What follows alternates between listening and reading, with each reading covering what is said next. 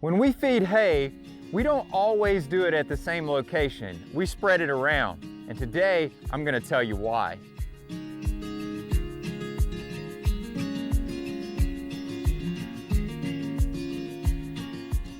Hi, I'm Dr. Arland Hill, and thanks for coming back out to Harvest Hills Ranch with me. And today we're going to be talking about what are the benefits of not using a central location to feed hay to the cattle, but spreading the hay around and feeding in different areas, which is a strategy that we've adopted here.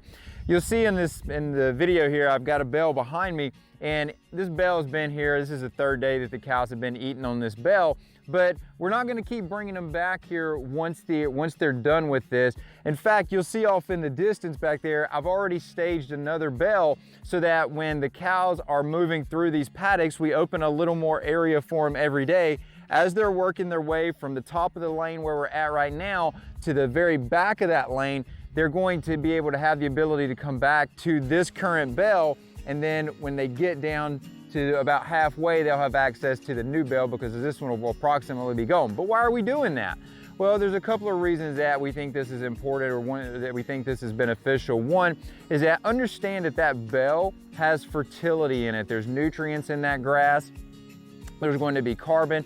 Admittedly, the cows aren't going to eat all that hay. They're going to leave quite a bit of that hay behind. They're going to waste it. That's just the nature of consuming hay and cattle.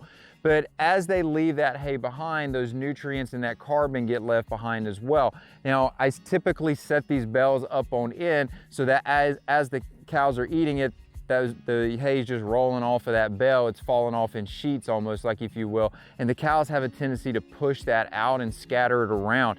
Now, in addition to doing that, they're also dropping their manure down around the outside of that bale. But as we open these paddocks for them each day, they're grazing on the stockpile that's available to them. They're also grazing some of the overseeding that we've done, and they're distributing their manure down through that lane as well into multiple different paddocks there.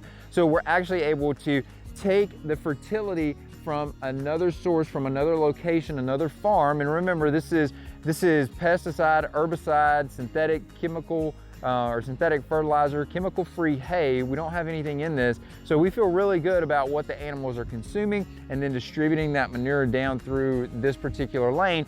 And you'll notice if I go back the other direction, we'll turn to the other side here, and off to my right is where the cows were currently at. It's probably a little difficult to see down there, but there's an area where I had a bale sitting on end down there, and they have used that bale up, but they were distributing their manure and their resources all down through that lane over there.